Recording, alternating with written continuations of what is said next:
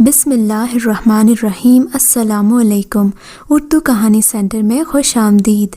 آج کے اس ویڈیو میں آپ کو ایک معصوم لڑکی کے اوپر بیتی دکھ بھری سچی کہانی سنانے چاہ رہی ہوں، لیکن کہانی سنانے سے پہلے نئے آنے والوں سے گزارش ہے کہ اردو کہانی سینٹر کو سبسکرائب کیجیے اور ہماری ویڈیو سب سے پہلے دیکھنے کے لیے بیل آئیکن کو کلک کیجیے۔ چلیے شروع کرتے ہیں کہانی۔ اس نے ہاتھ میں چھری پکڑی اور اپنی کلائی پر رکھ دی۔ اگر آپ یہاں سے نہیں گئے تو میں خود کو جان سے مار دوں گی۔ اس کا انداز عجیب تھا، آنکھوں میں ایک دم وحشت ابھر آئی۔ میں تو دیکھ کر ہی حیران رہ گیا کہ وہ مجھ سے اتنی خوفزدہ کیوں ہو رہی تھی۔ میرا نام معاذ ہے۔ والدین کی وفات کے بعد میں اپنی نانی کے گھر رہتا تھا۔ نانی کا گھر لاہور میں تھا اور ان کی وفات کے بعد ماموں نے تو میرا جینا دو بھر کر دیا۔ 20 سال تو جیسے تیسے کر کے ماموں کے گھر گزار دیے، مگر جیسے ہی اچھی ملازمت ملی تو میرے ماموں نے اپنی بدسلیقہ اور پھوہڑ بیٹی میرے سر تھوپنے کی کوشش کی۔ مجھے کہا کہ اگر اس گھر میں رہنا ہے تو ان کی بیٹی سے شادی کرنا ہوگی۔ میں نے بھی کہہ دیا، اب اپنے پاؤں پر کھڑا ہوں، کسی کا محتاج نہیں ہوں، آپ کی بیٹی سے شادی نہیں کروں گا۔ وہاں سے نکل آیا۔ میرے ماموں لاہور میں رہتے تھے اور اسلام آباد میں میرے چچا سکندر رہتے تھے۔ میں پہلے اپنے چچا کے پاس رہتا تھا۔ جب میں 5 سال کا تھا تب میری نانی آ کر مجھے لے گئی۔ میرے چچا اور میری نانی اور میری خالہ کے بیچ میں کافی جھگڑا ہوا میری کفالت کو لے کر۔ میرے چچا اپنا بیٹا بنا کر مجھے ساتھ رکھنا چاہتے تھے۔ اس ساری عمر میں میرے چچا سکندر کے ساتھ کوئی رابطہ نہیں رہا۔ کسی بھی طرح سے میں نے ان کا نمبر نکال کر ان سے رابطہ کیا، ان سے کہا کہ میں آپ کے پاس رہنے آ رہا ہوں، اپنے ماموں سے جھگڑ کر۔ ماموں سے جھگڑے کا سن کر چچا سکندر کافی خوش ہوئے، کیونکہ میرے ماموں سے وہ نفرت کرتے تھے۔ میں لاہور سے اسلام آباد اپنی گاڑی میں روانہ ہوا، وہ گاڑی جو مجھے کمپنی والوں کی طرف سے ملی تھی۔ میں نے جلد ہی اپنا تبادلہ لاہور سے اسلام آباد کروا دیا۔ میں اپنے ماموں کو دکھانا چاہتا تھا کہ میں ان کا محتاج نہیں رہا۔ شروع میں تو میرے چاچو نے مجھے خوش آمدید کہا، بہت اچھے طریقے سے بات کی۔ میرے چاچو 3 کروڑ کے گھر میں رہتے تھے جس میں برابر کا شریک تھا، یعنی میرے والد کا حصہ میرا تھا۔ باتوں ہی باتوں میں نے چچا سے کہا کہ میں نیچے والے پورشن میں شفٹ ہونا چاہتا ہوں۔ یہ سن کر چچا سکندر کے تیور بگڑ گئے۔ ہم 2 ہی تو لوگ ہیں، تم اوپر رہ لینا میرے ساتھ، اور نیچے والا پورشن میں نے کرائے پر چڑھا دیا ہے۔ چچا سکندر بولے، نہیں، اصل میں اس گھر میں میرا بھی حصہ ہے چچا، یعنی کہ برابر کے شریک ہیں ہم لوگ، اس لیے میں چاہتا ہوں کہ نیچے والا پورشن میں رکھوں اور اوپر والا آپ رکھیں، حساب برابر۔ میں نے آرام سے کہا، لیکن چچا سکندر تو بھڑک اٹھے، کون سی حصے داری کی بات کر رہے ہو تم؟ میں 20 سالوں سے اس گھر میں رہ رہا ہوں، یہ گھر میرا ہے، نیچے والا پورشن میں نے کرائے پر چڑھا دیا ہے، اسی پورشن کے پیسوں سے تو اپنا گزارا کرتا ہوں۔ اس بڑھاپے میں نوکری کے دھکے نہیں کھا سکتا، ویسے بھی میرا بیٹا وسیم بھی ناراض ہو کر چلا گیا ہے۔ چچا سکندر کے صبر کا پیمانہ لبریز ہو رہا تھا، ان کی آواز لرزنے لگی تھی۔ اس گھر میں میرا اتنا حصہ ہے جتنا آپ کا ہے، میں اپنا حصہ لینا اچھے طریقے سے جانتا ہوں۔ میں ابھی کرایہ داروں سے کہتا ہوں کہ اپنا سامان اٹھائیے اور یہاں سے چلتے بنیے۔ میں بھی کرسی کو لات مارتے اٹھا اور نیچے والے پورشن کی طرف بڑھنے لگا۔ میں غصے سے بھرا ہوا تھا۔ میں نیچے آیا اور بیل پر ہاتھ رکھا۔ گھنٹی مسلسل بج رہی تھی، مگر جیسے ہی دروازہ کھولا میرے تو اوزان خطا ہو گئے۔ میں کیا کہنے آیا تھا اور کیا کہنے والا تھا کچھ یاد نہیں رہا۔ سامنے کھڑی لڑکی، یہ دیکھ کر تو میں جیسے اس جہاں میں ہی نہیں رہا۔ دنیا میں اگر پہلی نظر کی محبت جیسی کوئی چیز تھی تو وہ اس وقت ہی مجھے اس لڑکی سے ہو گئی تھی۔ وہ خوبصورت تھی یا نہیں یہ مجھے نہیں معلوم، مگر اس کی آنکھوں میں ایک داستان تھی جسے میں پڑھنا چاہتا تھا۔ کیا کام ہے آپ کو؟ لگتا ہے آپ گھنٹی پر ہاتھ رکھ کر ہٹانا بھول گئے ہیں، اس ساحرہ آنکھوں والی لڑکی نے کہا۔ تو میں ہوش میں آیا، مجھ سے تو کچھ بولا ہی نہیں جا رہا تھا۔ بمشکل میں نے اپنے آنے کا مدعا بیان کیا، میں چاہتا ہوں کہ آپ لوگ یہ گھر جلد از جلد خالی کر دیں۔ میں نے کہا، میرے شوہر نے سکندر انکل کے ساتھ کانٹریکٹ کیا تھا، انہوں نے ایڈوانس رقم لی ہے ہم سے، اب اگلے 5 سال تک ہم یہ گھر خالی نہیں کرنے والے۔ اس نے کہا، دروازہ بند کرنے لگی تھی کہ اس کی ساس آ گئی۔ وہ شادی شدہ ہے، مجھے تو یہ جان کر بھی افسوس ہوا۔ کیا یہ گھر تمہارا بھی ہے؟ اس کی ساس نے پوچھا۔ جی آنٹی، میں اس گھر میں برابر کا شریک ہوں، میں نے ان کی معلومات میں اضافہ کرتے ہوئے کہا۔ کیا کرتے ہو تم؟ اس کی ساس نے پھر پوچھا۔ جی میں جاب کرتا ہوں ایک ملٹی نیشنل کمپنی میں نے بتایا تو ساس کی تو باتیں کھل گئی۔ मैं समझ गया कि इसकी भी कोई बेटी होगी। मैं खुश शक्ल था, मुलाजिमत वाला था। मेरी मुलाजिमत का सुनकर लड़कियों के वालिदैन मुझे लिफ्ट करवाते थे, जैसा कि ये औरत कर रही थी। फिर उसने मुझे फौरन अंदर आने की पेशकश की, जो मैंने मुस्तरद कर दी। बेटा, कल तुम हमारे घर आना, रात के खाने पर तुम्हारी दावत है। वो खातून फिर बोली, ठीक है आंटी, कल आ जाऊंगा। मैंने उस साहिरा आंखों वाली लड़की की तरफ देखते हुए कहा, मुझे उनकी दावत में कोई दिलचस्पी तो नहीं थी, मगर मैं दोबारा उस लड़की को देखने का ख्वाहिशमंद था, इसीलिए मैंने इनकी दावत कबूल कर ली, ये जानते हुए भी कि वो शादीशुदा है। मैं खुद को बाज नहीं रख पाया, मायूस लौट आया, मगर उसकी आंखें तो मेरे हाफजे में नक्श हो गई थीं। अगली शाम मैं आंटी की दावत पर मौजूद था, लेकिन काफ़ी देर बैठने के बाद मुझे मायूसी हुई। जिसे मैं देखने के लिए आया था वो शायद किचन में घुसी हुई थी। ये मेरी बेटी है, सानिया। आंटी ने अपनी बेटी का तारुफ मुझसे करवाया तो मैं इस दावत का मतलब समझ गया। जो भी था, मैं इस मौके से फ़ायदा उठा रहा था। मैं इस घर में इनकी बहू को देखने आया था। वो समझ रहे थे कि मैं इनकी बेटी के लिए आया हूँ। अच्छा बेटा, मैं नमाज पढ़ने जा रही हूँ। मगरिब की अजान सुनकर आंटी उठकर खड़ी हो गई। मेरे पास यही मौका था। वो फौरन किचन की तरफ गया। इनकी बहू, जिसका नाम मारिया था, किचन में दूध उबाल रही थी। शायद इसने चाय बनाना होगी। मैं उसे देखकर हैरान रह गया। मेरी नज़र उस पर पड़ी तो वो किसी से बातें कर रही थी। मैंने इर्द गिर्द नजरें दौड़ाईं, मगर वहाँ कोई नहीं था। आप किससे बातें कर रही हैं? यहाँ तो कोई नहीं है, मैंने कहा तो वो मेरी आवाज़ पर चौंक पड़ी, मगर हिली नहीं, जैसे खुद को एक ही जगह पर रखना चाहती हो। आप यहाँ क्यों आए हैं? वो गालिबन मुझे देखकर गुस्से में आ गई थी। मुझे देखकर उसे गुस्सा क्यों आया, ये बात तो मेरी समझ से बालातर थी। मैंने ऐसी कोई हरकत भी नहीं की थी कि वो गुस्सा करे। दरअसल मुझे प्यास लगी थी तो पानी पीने आया था, मैंने बहाना बनाया। उसने बिना अपनी जगह से हिले फ्रिज से पानी निकालकर मेरी तरफ बढ़ाया। मैं पानी पीने लगा। पानी पीने के बाद भी वहाँ खड़ा रहा। मेरा वहाँ से जाने को दिल नहीं चाह रहा था। अब आप जाइए यहाँ से, वो सख्ती से बोली, अपनी जगह से हिले बिना। पहले आप ये बताएं, आप किससे बातें कर रही थी? यहाँ तो कोई भी नहीं है, मैंने कहा। मैं ज़्यादा देर उसके पास खड़ा रहना चाहता था, सो बातों को तूल दे रहा था। किसी से नहीं, मैंने कहा ना, वो सख्ती से बोली। चले ठीक है, आप नहीं बताना चाहती तो आपकी मर्जी, मैंने कहा। अब आप जाइए यहाँ से, वो फिर से बोली। मैं यहाँ से ना जाऊँ तो? मैं उसे एक ही जगह पर खड़ा देखकर शरारतन बोला। तभी उसने हाथ में पकड़ी हुई छुरी अपनी कलाई पर रख दी। अगर आप यहाँ से नहीं गए तो मैं खुद को जान से मार दूंगी। उसका अंदाज अजीब था, आंखों में एकदम वहशत भर आई तो मैं खौफसदा हो गया।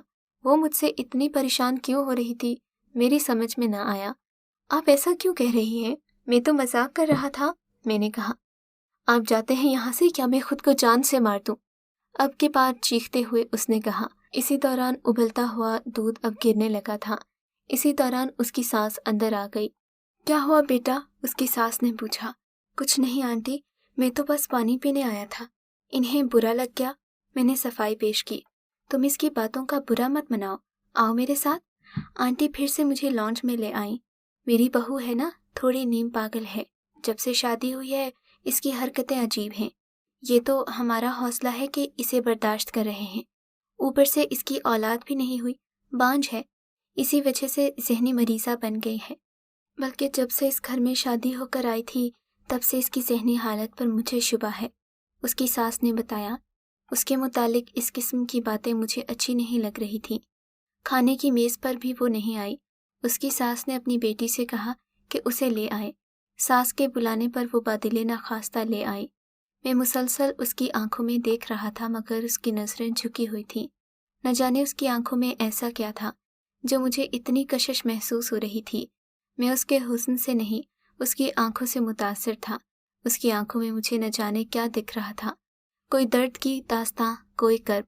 मुझे हमेशा से गहरे लोग पसंद थे, वो भी मुझे सबसे अलग लगी थी, मगर वो इतनी भी बेखबर नहीं थी जितना मैं समझ रहा था। उसने अचानक नज़रें उठाकर मुझे देखा तो मैं हड़बड़ा गया। वो मेरी नज़र अपने चेहरे पर न जाने कब से महसूस कर रही थी। जैसे ही उसने अचानक मेरी तरफ देखा, पता नहीं मुझे क्या हो गया। मैं सारी रात सो नहीं सका।